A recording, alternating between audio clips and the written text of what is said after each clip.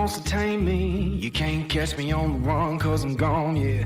I blaze trails, set fire to what's behind me. No, I'm never looking back, I'm on the run. I could only ever be what I'm made to be. It feels good when I'm living on the edge. Watch me now, roll like thunder, gonna shake the ground. Can't stop me now, I don't give up and I won't back down. I'm a force of nature, can't be contained. I got lightning running all through my veins. Watch me now, watch me now.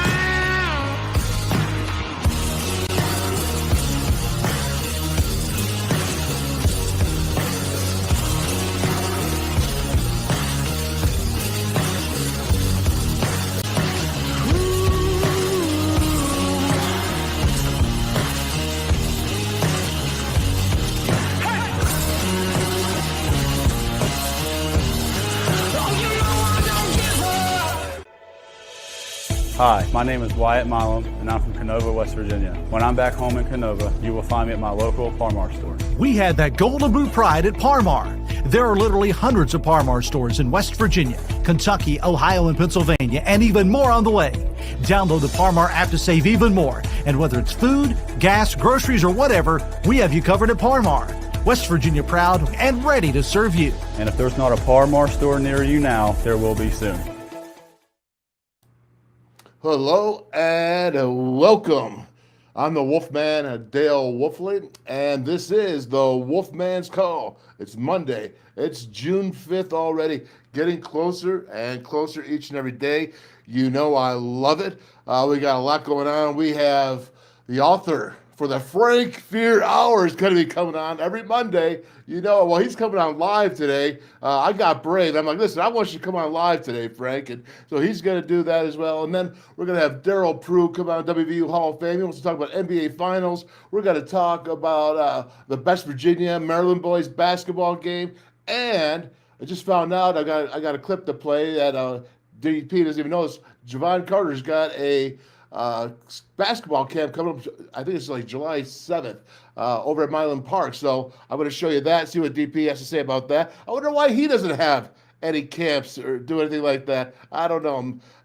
We'll have to figure that one out as well. But, you know, something happened this past weekend, which I do believe I'm going to get up here and show this because I just have to say, man, this is really sad. And anytime we lose a state trooper, police officer, or anything law enforcement, you know, West Virginia State Police Sergeant Corey Maynard, from what I understand, it was just an unnecessary thing, and just to salute our law enforcement, the people that protect us, the people that keep me safe, keep you safe, keep all of us safe.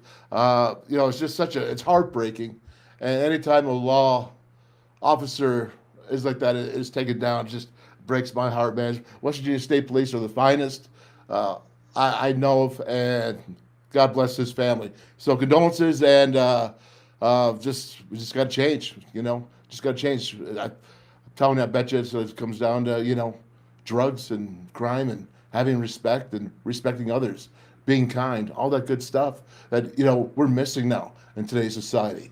But without further ado, now, I don't want to bring you in on a bad note, Frank, but we do have to go ahead and get this rolling here. And my favorite time of the week, it is the Frank Fear Hour. Hey, how you doing today, buddy? I'm doing great, Wolfman. It's Monday. It's great to see you. Yeah, absolutely fantastic. Okay, so I really didn't even talk to you this week about what is going on with you, because check this out right there, buddy. There it is. The Band of Brothers, then and now. I even prepped for you, but I don't know what we're talking about today. I know it's got to be from the book. The what is it? The book. I got my QR code out there. Let's check this out. We'll get you up. Look at that. You can go ahead and scan that. Takes you right to the sports column. Band of Brothers, then and now, the 66 to 70 Mountaineers. All right, Frank, what are we doing today? Well, thanks. First of all, I want to thank you again for giving me an opportunity to talk about that film, The Express, and the shade that was thrown at WVU and the state of West Virginia in that film. And there was a lot of response to it. And one of the things I was interested in is, you know, I didn't know anybody personally who was at the 1960 game that was played in Morgantown, because the 59 game in the film never happened. And lo and behold, a native of Beckley who lives up in Moon Township these days up in Pittsburgh by the name of Del Phillips got in contact with me. And he said he and a buddy, Jim Corbin, were able to get tickets to the 1960 game. And let me share with you what he said to me. He said there were no racial slurs of any kind that we observed. In fact, fans seemed to be fascinated by Ernie Davis's performance. He ran for 10 yards a carry that day, scored 2 touchdowns. But, before we get into another story, let me close this out. I said to myself, context is everything in history. We know about the event, but what about that 1960 game? And I don't know the answer to this question. I tried to research it, Wolf, and if any of the viewers or know the answer, please let me know. All sports teams, in this case WVU football, have losing streaks. But the context back then seemed that it could have been the longest non-winning streak in Mountaineer football history. Starting with that Syracuse game that was played in Syracuse, not Morgantown, in 1959. Through the middle of the 61 season, the Mountaineers didn't win a game. They had 2 ties, but they lost 5 in a row at the end of 59. They lost 8 games in 60. They tied 2, and they lost the first few games in 61. That was 18 straight games without a win. And I can't find any evidence that there was a longer streak. But, the reason why that's important is that when teams aren't winning, the fans get testy. And even though the Mountaineers weren't winning, still they treated Ernie Davis with respect. I think that says something special about WVU fans. Nothing negative. Well, I'll tell you this, man. Not only did you tackle that assignment, remember I gave you an assignment. That was the first ever WolfMan's Call assignment. You can graduate from college now. Yeah. Oh, woo. So anyways, but man, you got that story, and I know, like I said, right here on the sports column that I'm showing up here for the QR code, just click on that. You can go and you can write your own stories. But boy, I tell you what, right. you have so much going on, and you did all that study and research. I really appreciate it, and you did something right. You've changed the outlook that so many people probably didn't tackle so much back then even. Maybe they did, but there's a lot of response to this, so it was a great job, and I appreciate you doing it. And I guess, you got it covered, and we can move on. What do you got going on for today? Well, today I really want to talk about, go back to the book, because the book is really has been my inspiration, getting to know the guys and developing a relationship. We interact a lot still.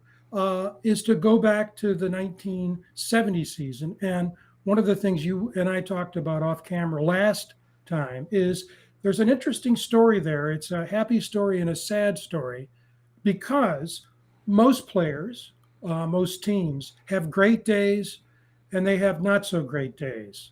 But it's very unusual for the best day and the worst day to be the same day.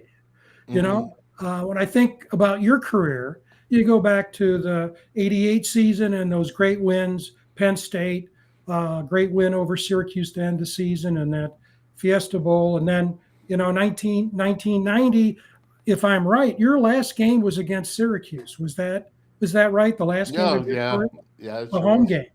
And you went through, that was a great game. You ended your career on it was a wonderful career. And there were not so happy days. We talked a bit off camera about that Pitt game where, West Virginia was up, I think it was 31-9 or something going into the fourth quarter. Yeah, absolutely. In Morgantown. And, Pitt came back. I went back to the books on this. They scored 18 points in 2 minutes. Yeah. I remember that. Thank you very much, Frank. Sorry to bring it up. But that's right there, buddy. Keep going. He nails a field goal with 1 second left to tie the game 31. You know, But and it was a tie, Frank, but it did feel like a loss because yeah, we that's had right. that game, and we only had 8 offensive plays. You think that doesn't stick in my craw? I still remember 8 offensive plays in the fourth quarter. But Boy. continue. I interrupted you, so go ahead. I'm No, sorry. no, no, no. That's the storyline here. But as I said, we're actually going to talk about another Syracuse game, which was the last game of the 1970 season. And it was an important game for the Mountaineers. They still thought they might have a shot at getting a bowl. They had some terrible terrible losses that year against Pitt. We've already talked about that. Blown out at Penn State. So here comes Syracuse into town. They had beaten Pitt. They had beaten Penn State. And I talked to the guys about this, and I asked them what it was like being on the sidelines before that game, which was the last game of their career for many players. And I remember Tiki Lee Roberts is always good for a quote. He was a center on that team. Yep. Basically said he looked to Bob Zitelli, who was playing line that day, and he thought that Bob's eyes were going to come out of his skull. They were really ready to play that game. And this is the good story part. They went out and they really took it to Syracuse. But there always is a mystery with that game. West Virginia won it, get to the bottom line. But West Virginia got up to a 21-0 lead. When Syracuse finally started to score, inexplicably, Schwartzwalder, a WVU alum, I talked about that last week, decided to go for 2 after the first 2 touchdowns. He didn't make either. Then they scored another touchdown, just like you said, your WVU team stalled. West Virginia stalled. Syracuse scores again, 21-12. They kick the extra point. It's 21-19, about 5 minutes left. So what do you do now? Syracuse is in a position to win this game. I was there, and I see that Patsy Atkins, she was there too. Hi, Patsy. Glad you're part of today's show. I was there with my wife, Kathy, and we have family in from Western New York to see that game, to be at that game too. So what happens? Syracuse kicks off to West Virginia, 5 minutes left. West Virginia gets the ball, can't move, punts. Syracuse gets the ball at about the 43 or so yard line on their side of the field, so they're close. All they need is a field goal. First down, nothing happens. Second down, they make nothing. Third down, Paul Paliso, who was the quarterback at the time, thinks he sees a man open over the middle, throws the ball. Dale Farley, All-America, God bless him, has passed away. Great linebacker, intercepts the ball, goes, and I mean, he rambled 45 yards, gets it down to about the 25, and then the great Mike Sherwood hits Chris Potts. 2 minutes left.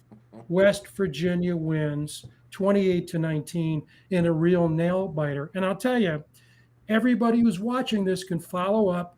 WVU Sports has a great video of the guys leaving the field, running into the locker room that day, November 14th, 1970. And you could just see it, the relief, the happiness. They had lost to Pitt, lost to Penn State, and they beat Syracuse, a team that had beaten both of those teams. And I looked at the coverage in newspapers the next day, and they gave all credit to WVU. And Patsy's just saying she was at the Pitt game watching Dale Wolfley, not the Syracuse game. Well, Patsy, sorry for that. I was at the 1970 game, and so sorry that I misinterpreted that, but it was great. There's no misinterpretation. She was there watching me, bro. That's all. That's what matters. We're all good. There's nothing to worry about. So if you have a chance, fans, go to WVU Sports on YouTube and watch those happy Mountaineers in the locker room. That's the happy part. The date again, November 14th, 1970. Yeah. Now, here's the worst part, and many of the players from that team have told me it was the best and the worst day of that season, and for some, related to football, of their lives. A couple hours later, Marshall football team is coming back from playing East Carolina on the east coast of North Carolina, and we all know that the plane crashes as it's coming into the airfield in Huntington. What a lot of people may not know, and this added to the grief, was that was the second time in a month that a plane carrying a college football team crashed. And What? really, I don't know if you even knew that. No, I did not. No. Yeah. Wichita State, which doesn't have a football team any longer, and this crash is one of the reasons they don't. They never really recovered from it. Wichita State was flying out to Utah State to play the Aggies, and one of their planes, I think they had two planes, one crashed in the Rocky Mountains in Colorado on the way to Utah, and a number of players and coaches and boosters succumbed. So here we are a month later. Well, it's happening in West Virginia. Obviously, it affected the entire state and still does. That pain never goes away. But it's the second time the nation is reading headlines and watching on film on TV a plane carrying a college football team go down. Now, there are a number of things that's WVU related to that. And most of us who have seen We Are Marshall know one of them. And that is Bobby Bowden. When the new coaching staff came in, he offered the WVU playbook to the incoming coach. That scene is an historic scene in We Are Marshall. And most people know that. But there are a couple of other things I think that many fans, maybe most fans, don't know. Number one, they would probably suspect this, that West Virginia and Marshall were recruiting a lot of the players who ended up on the 1970 West Virginia football team. Right. A number of those players, players like Charlie Fisher and Leon Jenkins, both stars for WVU, could very well have been on that Marshall plane. And so they picked West Virginia, and it saved their lives. I think a number of people could probably surmise that because they're West Virginia. Both of those guys are West Virginia boys, played high school in the state, and no big surprise that Marshall would recruit them. In fact, Charlie played in Charleston, so that's close to Huntington, obviously. What many fans do not know, and it was revealed, I think, about 10 years later, is that in 1968, Marshall put a hard rush on Bobby Bowden to be their head coach. And Bobby was thinking about it very seriously. He had been a head coach before, but it was at his alma mater, was Howard at the time. It's now Samford. And he was head coach, I mentioned this a couple of weeks ago, at a junior college in Georgia.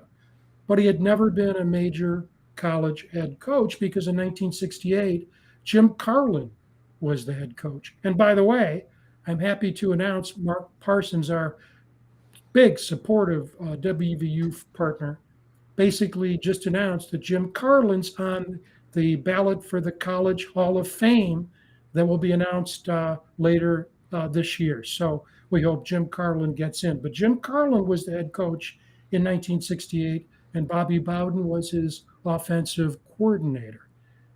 Bobby Bowden said no to that head coaching job. Otherwise, he could have and would have been on that plane. So those are a couple of the things that people may not know, but there are more. The third was, and there's only one helmet that survives with a green cross that was painted on the WVU helmets for the last game of the 1970 season, Thanksgiving weekend against Maryland at Maryland. And Dave Benn, who was a linebacker on that team, has that helmet. And in Band of Brothers Then and Now, there's a photo of Dale with Coach Brown, and he's showing him, Coach Brown, that helmet. And again, we think it's the last surviving helmet from that 1970 game against Maryland. The last thing that a lot of people don't know that quarterback Mike Sherwood told me is that WVU voted, the coaches and the players, since they had an open week after the Syracuse win, before they played Maryland on Thanksgiving weekend, the WVU offered and made a formal request to the NCAA to go to Athens, Ohio, and play Ohio University. Ohio was scheduled to play Marshall that weekend, and WVU pledged all the ticket sales, all the money that came in for that game would then go to Marshall University. And I'm not sure a lot of people, Wolf, know that the WVU offered to do that.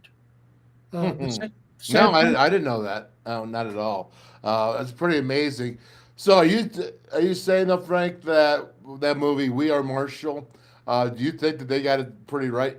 That movie? Yes, for as far as I can say. No, I haven't done the deep dive on We Are Marshall the way that we've done and others have done with the Express. But I've never read anything that denies. In fact, I've heard a number of people say, yes, Bobby Bowden did offer the playbook. This hit him deeply, and he wanted to do something. In fact, he wanted to do a number of things, which he did with the Green Cross to commemorate Marshall. And as I just mentioned, offering to play Ohio University during WVU's open week, but the NCAA declined that, so they never got a chance to play. So, as far as I know, We Are Marshall is a valid representation. I remember, Frank, when I was the head coach at Phoenix College, a junior college out in Phoenix, Arizona, of course. We actually I played that movie for the guys, and they were so young, right? This was like even 15 years ago. Time's slipping by, but they were so young they didn't even know anything about it, and they were Phoenix, half a world away as far as they were concerned. But the movie moved them. I showed it to them, showing about team unity. Was the point I was trying to get across, and it worked pretty good. And I didn't ever know really if the specifics of that movie were true. Yeah, it's just like The Express. You never know, right, until you actually dive into it. So that's good to hear, and I like it. And is there anything else you want to contribute for this week's the Frank Fear Hour? The only other thing I would say is the question you raised about is Marshall accurate. I found another film that I wrote about, you've posted it, that relates to the other school I have an affiliation with, Michigan State. Of course, I was a faculty member there. In this case, I'm not sure this film will ever be released. It's called Black Spartans, and people can read the article at the sports column. And I'm not the only one who is complaining about this. The players at the time, their families, the university, MSU, have all complained about it because it takes a very inspiring story. Michigan State was the first fully integrated college football team in the country. And what the producers of that film do is trivialize a number of things and fabricate things that didn't happen, that just takes away from what should be an inspiring story. Because at that time, a lot of the African-American players, if they lived in the South, they couldn't play football for their home schools. Bubba Smith, who was a great defensive player from Texas, couldn't play at the University of Texas or Texas A&M. So MSU started recruiting these players all over the country, including in the South. And so what bothers me about this is that, these production companies, I believe, and I think everyone would believe, say the same thing, have a moral obligation to tell the truth. And when they take what should be inspiring, like We Are Marshall, and fabricate and trivialize, that's just not right. These films should be uplifting. I couldn't agree more, Frank. And I went ahead and I just scanned the QR code, and the sports column comes right up on the phone. So everybody here listening to this, and get that article. The Black Spartans, you said? It's called Black Spartans. It's already been filmed, and now it's in post-production. I think, I think there's going to be lawsuits. And so I think the legal issues are going to have to be dealt with for this film ever to see the light of day. And I agree with our good friend and partner, Joey Foster, who was just talked about a lot of the stuff that's shoveled as crap. And you know, the thing is, it ruins reputations. WVU was tarnished by the Express, and now Michigan State's being tarnished, and the players, many of whom are still alive. The Right. reputation's tarnished. All right. Well, you're clearing it right now, Frank. You're clearing it up. So all right, one by one, you're taking it, and it's all very cool, man. So very good, buddy. That was the Frank Fear Hour. Good stuff. We'll see you next week. Look forward to it always. You're not going on vacation or anything, are you? Nah, Monday is the Wolfman's call. I use one word. It's boom. Oh my gosh! All right, but Frank, thanks so much, man. I love it. Thanks for coming on. Thanks for coming on live and the sports column. I'm telling you, just QR it, man. You get up. There's all these articles, all of them. It's everybody. If you want to write it, you can write it yourself, Absolutely. as long as you don't suck. All right. If you're a decent writer, you'll be all right. All right, That's right. Frank. Have a good day, man. Okay. Thank you very much. Yep. You take God care. bless you. See you. Bye bye. All right. Well, that was special. We got some more special coming up with Darryl Prue in just a minute. But let me get myself together here, because that's a lot to take in with Frank there talking about the movies and the We Are Marshall, and it really is special. So again, last chance, the QR code, the sports column. It is the sports column. The sportscol.com if you want to go to that. Okay, so Frank is off and we're moving along here. But before we get going, let's check this out. Go ahead on YouTube, the Voice of College Football, West Virginia Football, right there, man. Subscribe on YouTube, the West Virginia Football at the Voice of College Football. Why? Because the Wolfman's Call rocks football. And you know what else it rocks? Yeah, you guessed it. It rocks Mr. Darryl Prue. How we doing, Prue, man? Man, I'm good, man. How you doing? I'm doing great. Getting you up here. We got a lot going on. How's my basketball guru?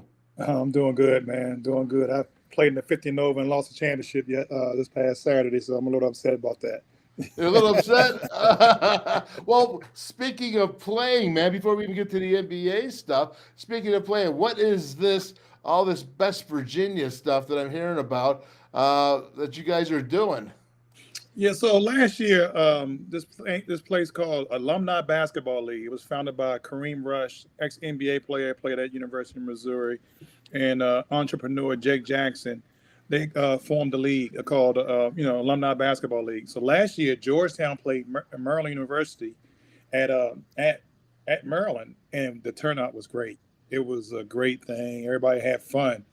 So I was trying to get West Virginia involved last year, so they called me this year. The Alumni Basketball League called me and asked me would they want to play Maryland. So I ended up calling John Flower and see if we try to put the game together, and I got them together, and so they got the game July 15th at West Virginia University versus old Maryland players.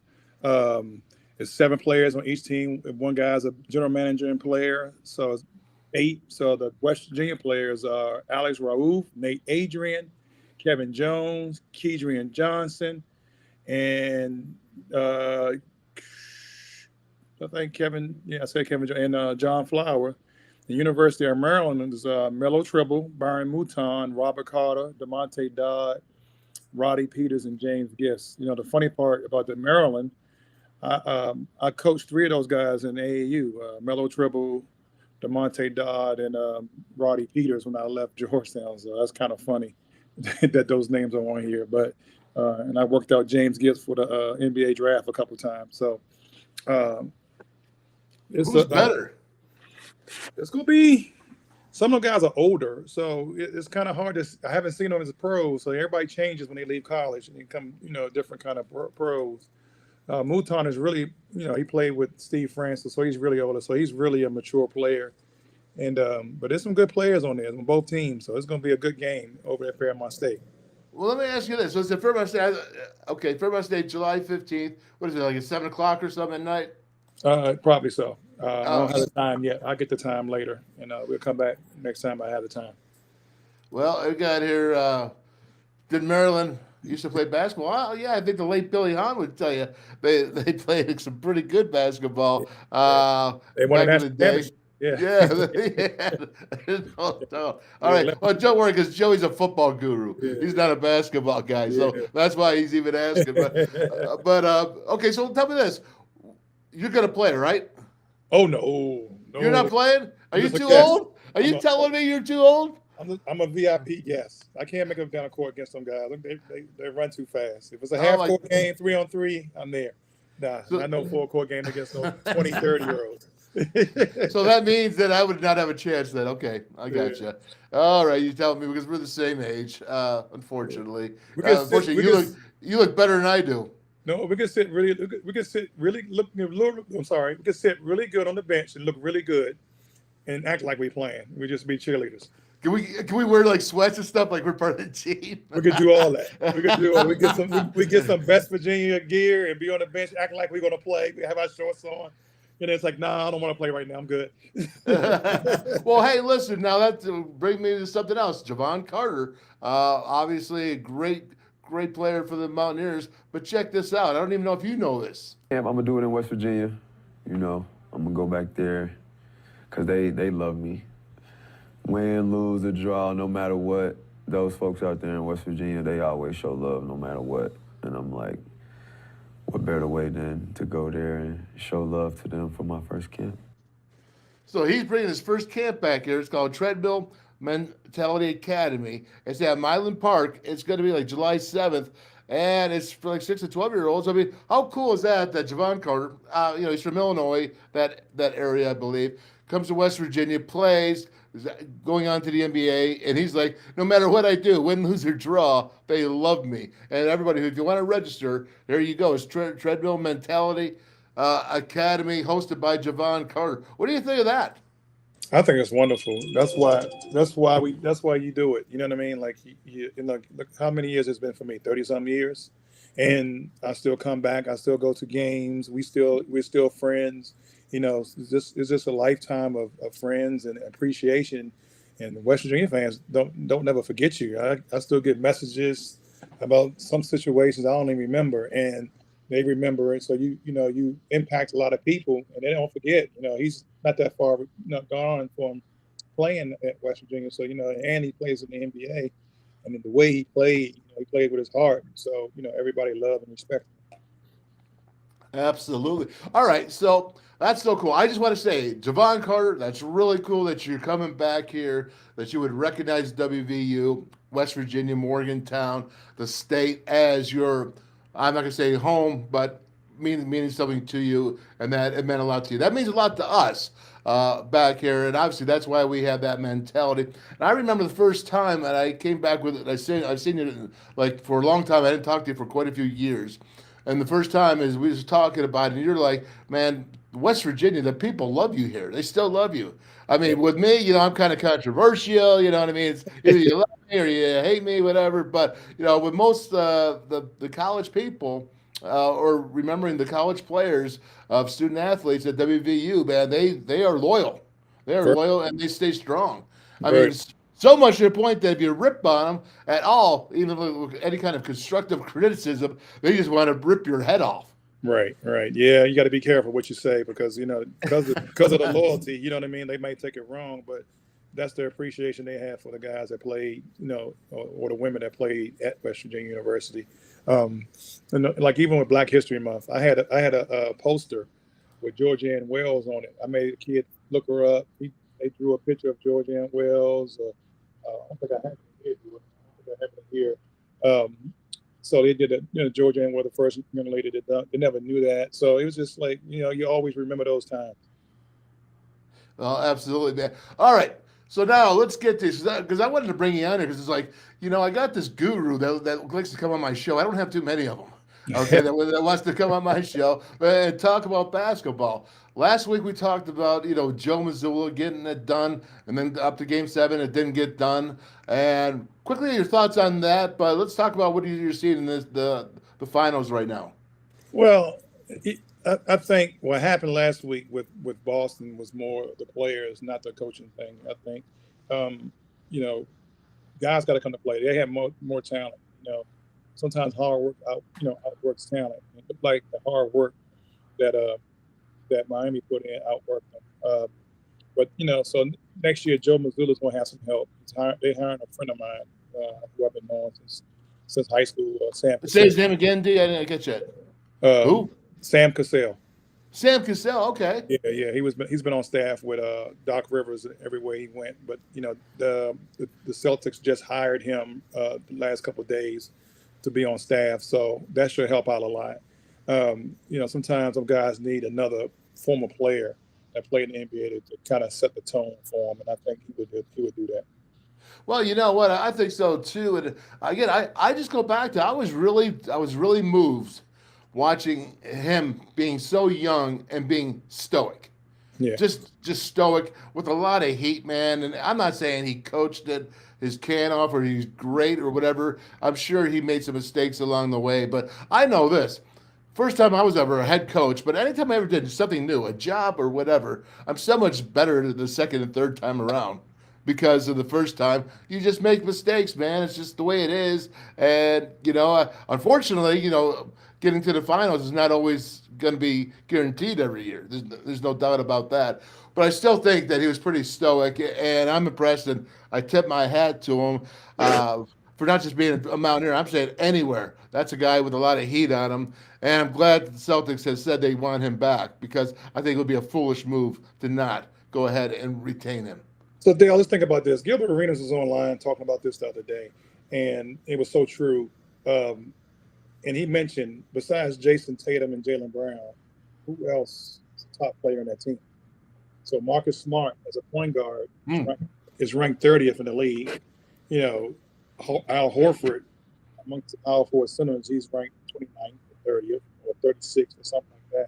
So, you could say they had a lot of talent, but they really didn't. Just had two superstars who didn't perform well. And they did that before he was a coach too. So, getting to the Eastern Conference Finals, being number one all year long, says a lot about what he was doing because he came from behind the bench. He wasn't on the bench. He came from behind the bench, coming from Division II. He got in there. They chose him. They chose him for a reason. Young guy that's going to keep going. Yeah. Okay, you're breaking up a little bit, D. All right. Try to see if we can fix that. If you can, I don't know if you can do it on your end. Maybe it's on mine end. But listen, what I really liked, D, was what Joe is. The dude learned how to play left-handed basketball. You know what I'm saying? I mean, that to me just summed it up who that kid is, that guy is. I can't call him a kid anymore. I'm just getting so old now. But regardless, I got a question for you, okay? It's from Joey Foster. Joey's always the inquisitive type, but he's saying it here, man. He goes, what do you think, DP, that Huggy Bear, this class he's put together? Do you think it's a top 10 team? Do you think he's going to see the Final Four next year with these guys? Ooh, I don't know about the Final Four. It depends how they gel. I mean, I think they're more talented than the team they had this year, and they did pretty. They for a team they just put together for this year wasn't top level guys. I think they did pretty well. So now you got a whole different class with some top players. They got a chance. They got a chance. They got a chance. I don't know how far they're gonna. You got to see them first. I can't go on paper. This guy did well there, and there. Now all them guys got to do well together. Just like last year, we was always talking about those guys playing together. So we got to see how those guys play together the first couple of months. Talent-wise, they can make a nice little run in the NCAA. I got to figure that everything's a learning curve. This whole transfer portal, I don't care what sport, it's a learning curve. And putting a whole basketball team together basically by the transfer portal, except for a few players, I think is basically what they did last year. And I think Hugg's I bet you he learned a lot of things that he would do differently. Maybe he wouldn't admit it, I don't know. But I bet you there's some things he would do differently to set up, going through this learning curve and learning through this transfer portal. Yeah, you just hope you get them guys, especially with these NIL deals that really love basketball. They either love the money or they love the game. So you can't, if they love both, you're in a good situation. But if they're in love with the money and not buying in to what coach wants them to do, then you won't have a big problem. Yeah, no doubt. All right, so let's finish it off, man. What did you think here? We got the Heat. You got the Nuggets. It's funny because my son, I realized I forgot, but Oz, he's a big Nuggets fan. He's finally, they think the Nuggets are going to win this one, but the Heat come back and, they're like, we don't give a darn. You know what I mean? And they're just out there playing. The pressure's not on them. They're number 8 seed originally, and they're in the finals. It's 1-1. Yeah, I mean, I think what happened, I think they came out on emotion as far as the Nuggets did the other day, being at home. Then they kind of relaxed. Oh, we got this. Then, then Miami stepped their games up. So, now they got to have that happy medium. Then they got to step their game up again. Nobody else did anything besides the Joker yesterday, and Murray kind of played late. Talent-wise, talent-wise, I think Denver has the upside, but the other guys just got to come and play and make the right plays.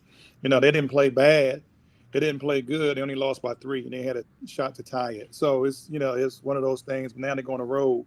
You got to play at a whole different level. They got to pick their intensity up. All right, DP. Well, hey, thanks a lot, buddy. Let's go. Got Joey showing a bomb now. Check this out. I saw it. You see it? Hugs don't get in the portal now. If you can just teach Neil Brown. What's your football guy? What's your thoughts on this transfer portal for the Mountaineers this year? I mean, the football team, it just you got to put it together. I don't know how good a coach he is or not. I know he did pretty good at Appalachian State, but this is a whole different level with this Big 12. That was Troy, just so you know. Yeah. You're not that much of a football guy. Yeah. Troy. I knew it was one of those two. Yeah, I knew it was one of those two. But, that's a big jump.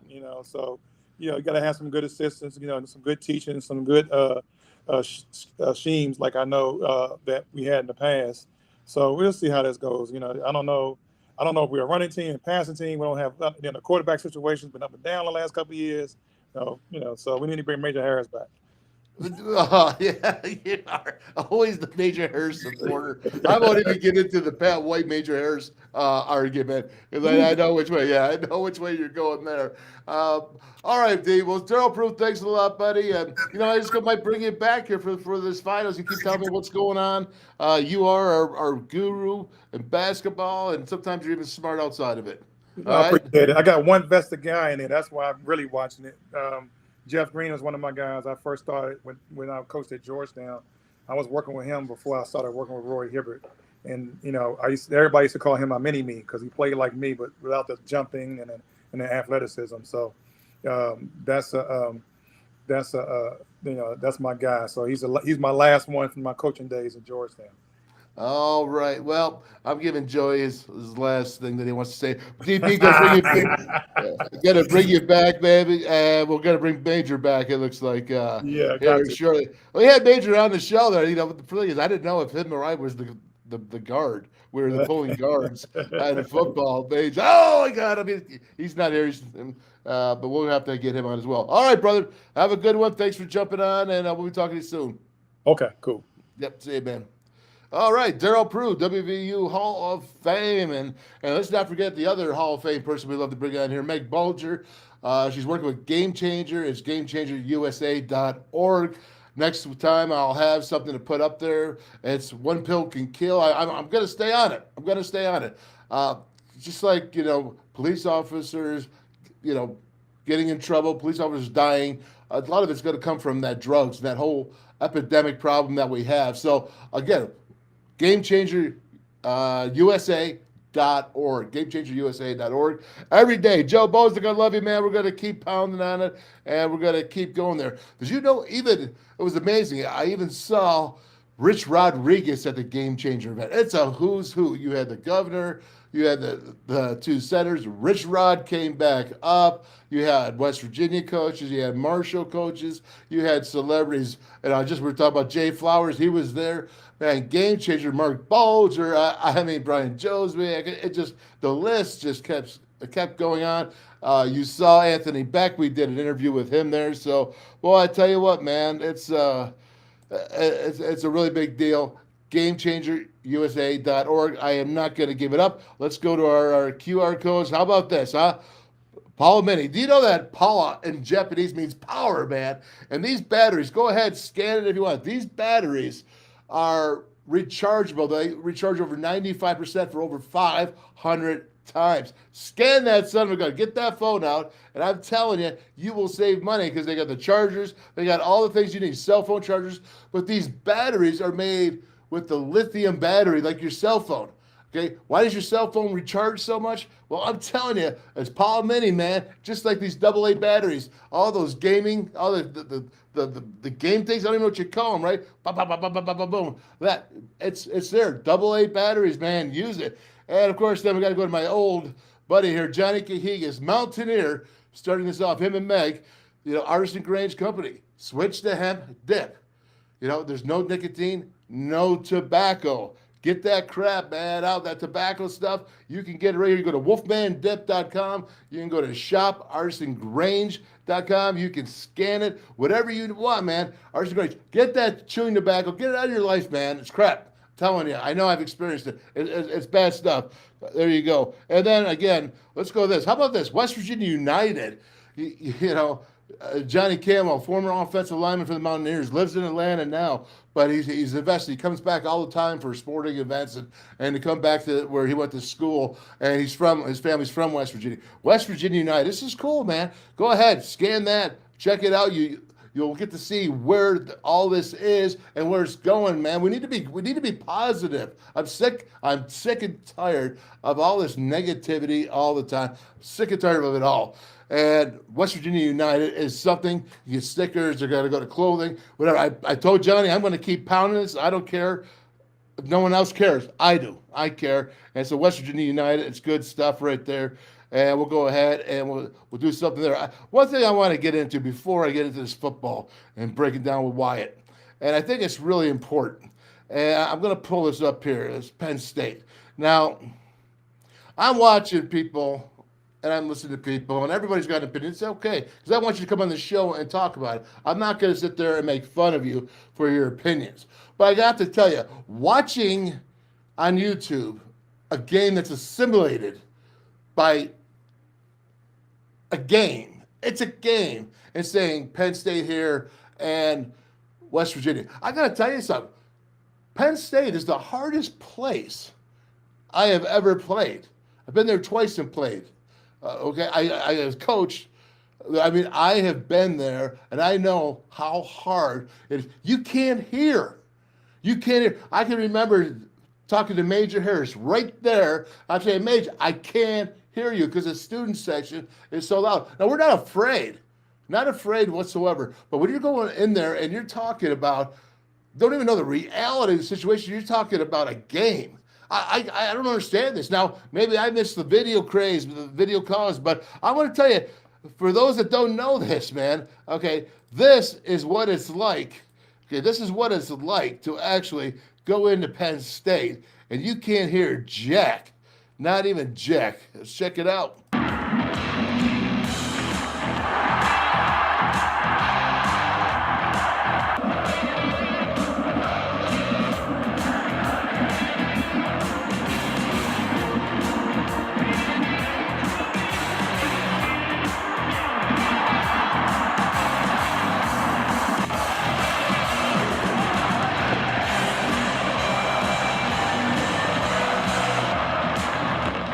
It is loud. Again, don't think I'm afraid, because I'm not afraid. But I want people to wake up to what is reality. This team is loaded as a top 5 team, and you're out there making comments about game simulators and this. And West Virginia's getting closer. Hey, West Virginia can go in there and beat them. I'm not afraid, but I'm also not going to sit here and listen to this unrealistic concerns. That is not what I'm talking about right here. And you can't hear. They have to call timeout Michigan because they can't hear. That's the reality of the situation going into Happy Valley. And that makes me want to comment about something else as well. And that is that, listen, man, everybody's saying that, Pat McAfee. Okay, love Pat. Was a coach on staff with Pat. Okay, I know Pat very well. But I will tell you this, he's calling it GG Valley. Well, that's a lot of pressure to put on Garrett Green. Number one, I'm going to say this straight up to everybody. There's no starter right now. There is no starter. What happens if I told you that Nico graded out better in an overall spring than Gigi? What Garrett Green? What if I said the other way? You don't know. Okay, so what I'm saying is if Neil Brown is saying that the quarterback competition has not been won. And I think it's only fair to both quarterbacks. So with Pat saying that, with Gigi going up there, hey, you want to know what bulletin board material is? You're gonna call it Gigi Valley? That what I just showed you? Oh, man, I played there, all right? Garrett Green doesn't need any more pressure on him, besides the fact he's not even named the number one starter. And you can say, well, I believe it is. That's your opinion. That's okay if you think he's going to be. But what I'm saying here is that's bulletin board material. So thanks, Pat, for that one. And we'll go ahead now and we'll jump into it here. But what do you think? Go ahead, tell me what you think. You got thoughts on it? Let me hear it. I mean, I don't care. Bring it on. All right, that's what we always say. Bring it on. And what we're going to bring on now is let's look at some Wyatt Milum video. And let me get to it here. Where are you, buddy? There you are. Okay. Get it up. We'll flip this here. All righty. Now, let's not want to talk about pass pro with Wyatt Milum. Do we have any things before we get going here? Start promotion. Actually, we are Penn State reps. Joey. All right, Joey, we're going to move on. All right, here we go. So left tackle, you see Wyatt. He is, in my opinion, really has reached an excellent level. I believe, he gives a very few pressures. He gave up what I call one sack, at least a half a sack he gave up, but others say that he didn't because the way you look at it. I'm not gonna go ahead and get too long in arguments about that. I know what I am. When I was an offensive line coach, I know what I graded. I know what others do. So to me, it doesn't matter. He's pretty darn good. And it all comes from his footwork. Okay, as an offensive lineman, it all starts. And I was telling somebody the other day, they're telling me that they have a big kid, a really big kid. And he said that big kid was not so quick at his feet yet because he's just trying to catch up at his age. And a lot of times you see kids get big and that physical, the swiftness does not come until a little bit later. Listen, I will tell you, if you want to train your kid and you think he's an offensive lineman, if you think he's any kind of football player, any kind of basketball player, any kind of wrestler, it doesn't matter. Jump rope. Jump rope. The best thing in the world that can move your feet. I don't care what sport. If you're in a sport that requires you moving your feet, jump rope and push yourself. Now, like the back in the days where it's like 1, 2, 3. No, you got to push yourself and you got to build into that. But you can do some really crazy things and moving around by jumping rope. It's the best thing you can do. What is it? $20 for a jump rope? I don't even know what the cost is nowadays. But go ahead. That's my advice for the day. But let's go. Wyatt Milum. He's the left tackle at the top. You see that the tight end there is in the hip pocket. And let's check it out. Look at his footwork. Oh, guess what? Yeah, I put that in there. That's what you see right here coming up.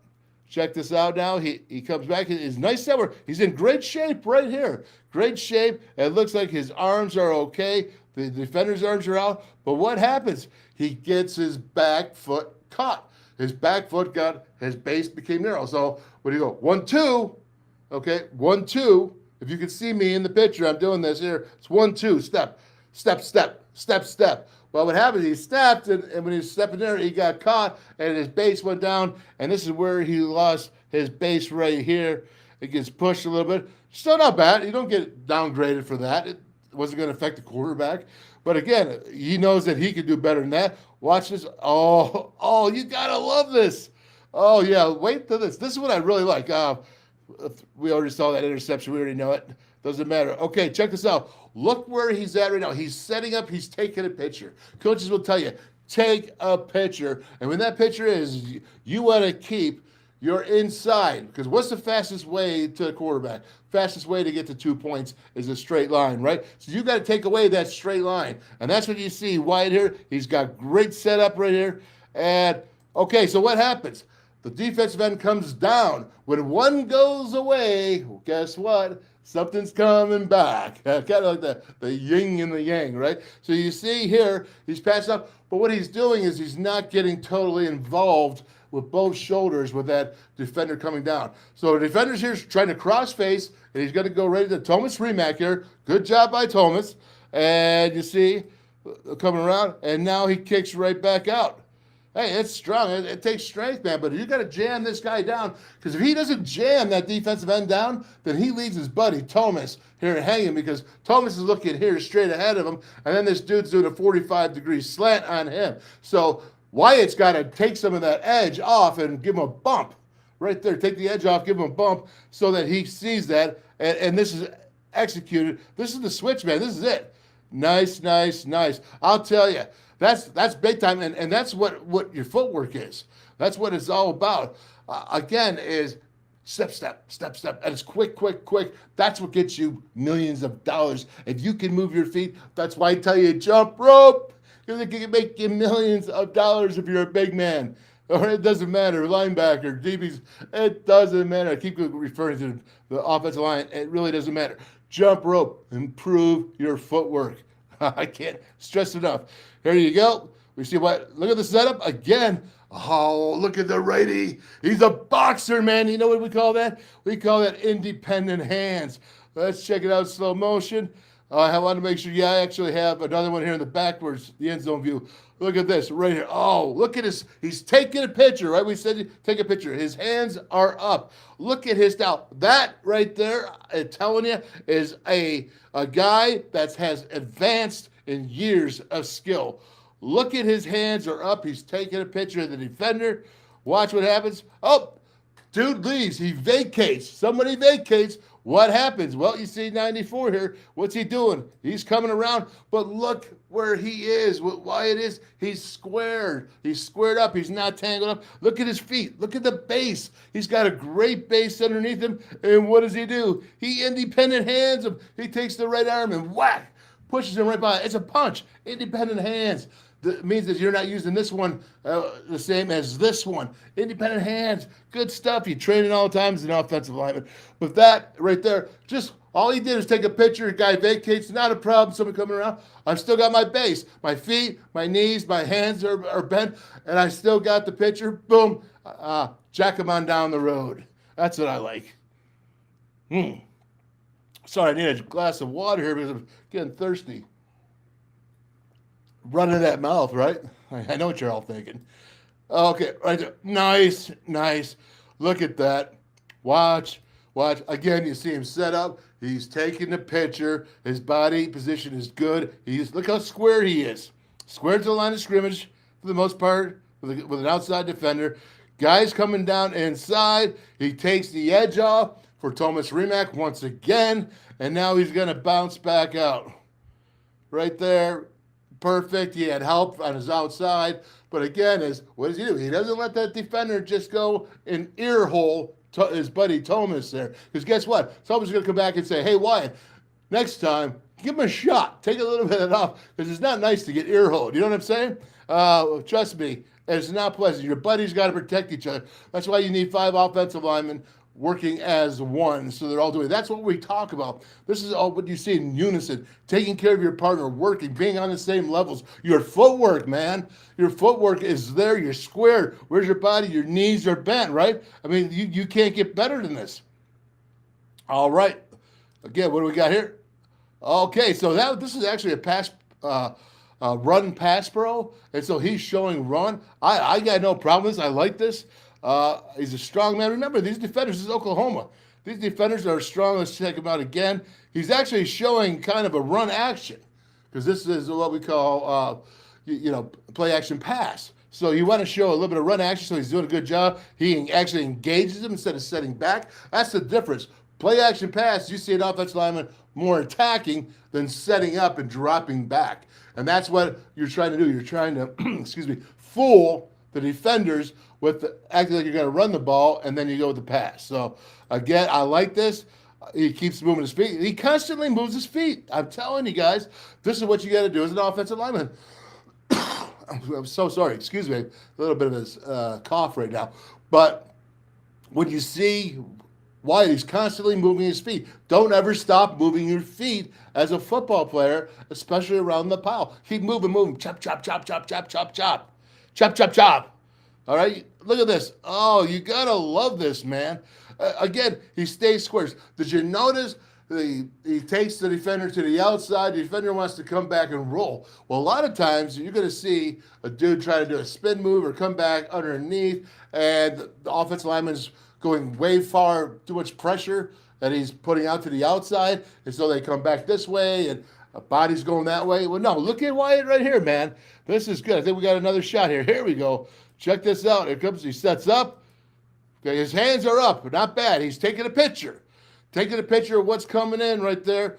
He sees it coming. Look at this. Okay, good. Oh, look at that. Yeah, you're not going to defender. You're not going to pull him down. He's got a base. You got a base. You got your hands out there up like this. You got a base, man. Now you're cooking with serious chicken wing grease, right? I mean, that's the best kind of chicken wings when you have that good chicken wing grease that's been used over and over. Well, that's what you're doing right here. And again, this is really great stuff there. He stays in front of him. Number 2, I don't know what you're doing, man, but you're not getting by my guy Wyatt right here. Not getting by him. Here we go. Another play. Oh, look at this. Oh, independent hands. You see the left and the right. Watch the left. Watch the right. Oh, that is beautiful. He stays inside of him. That boy's not getting around him to the outside. Look at this. Wow.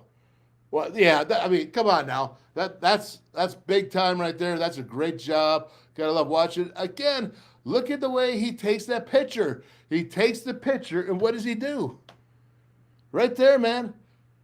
Check it out. Look at this. He takes the picture, and he just sits there and waits. He's patiently waiting. Say, if you want to go that way, go that way. If you want to vacate out to the outside, it really doesn't matter. It really doesn't matter. Right there. That's it. Looking good. He keeps those arms out for extension. Takes down a big man there, 94. Wow, that's really impressive. And getting down to the end here. Look at that. That is good stuff. Watch his step. I mean, I keep going and saying it over and over again because I can't tell you how important. Look at his steps. Look at the steps. Look at his body position.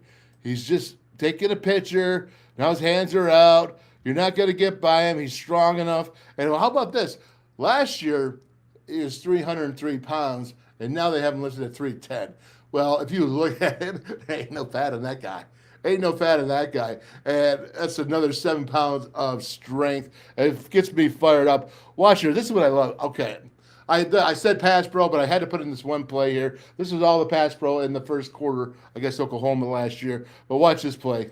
You got to love it.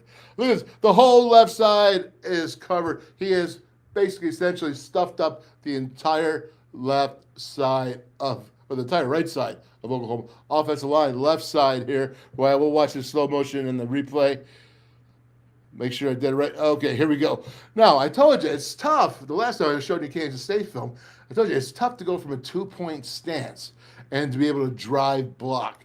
This is as good, really, as you can get without just picking him up and dumping him on his head, dumping him on his back, right here. There you go, coming off. Look at this. Now watch his feet move. Dig, dig, dig, dig. And guess what? Nobody can get by because the whole offensive line is digging, not just Wyatt. That whole offensive line, the pile is moving and pushing Oklahoma back. This is a beautiful thing. This is why you see TM running around unmolested, and I just love it. That's a great job by the offensive line. I give the whole offensive line credit there, and that's good stuff. So basically, right there, that's the end of that for today. Guys, listen, I have a lot of fun with you. I love bringing in Frank Fear. He's always so historical, always got so much knowledge. And the stories, if you take the time to listen, you really learn a lot. And I'm not sure what we got people here. I thought we were allowed. Anybody else here? Feeling better today? No? Okay, there's some crap on there. Listen, tomorrow I'm going to have some people on. It's going to be good. We got Keith Hawkins is bringing on a friend, someone that's going to do, jump on the show and wants to talk about it. It's going to be cool. And we'll have some surprises there. I'll know a little bit. I don't want to say anything right now. I'm not going to say anything right now because I want to make sure I don't lie to you by accident, not purposely, but I want to make sure that we have these guests. So we're going to have some good guests on tomorrow, some good shows. This week's going to be crazy. We're going to be headed down to Marietta, Ohio, and we're going to go to do some Parmar stuff for their charity down there, Parmar stores. And we're going to get a lot of good stuff going on here. So a lot of good things happening here in the Wolfman's Call. Once again, having a great time, enjoying everything, enjoy breaking down film. And you know what? Now, we're going to start breaking down more film, and we're going to start getting more into a team instead of just individuals. I'll still do individuals. Hey, if you want me to break something down, I'll be more than happy to. Throw out your suggestions. Tomorrow I'm going to give you time to come on live. If you want to come on live and figure out a question you have, and we can sit here and talk about it. We can talk about it, and as long as we're all good. I'll put out the link. All right? Okay, everybody. Well, listen, that's it for the Wolfman's Call for Monday, June 5th. Hope you had a good day. Hope you learned something new. And, of course, our respects to West Virginia State Police and all of them that put their lives on the line every day. Sergeant Corey Maynard, rest in peace. God bless you guys. Have a great day.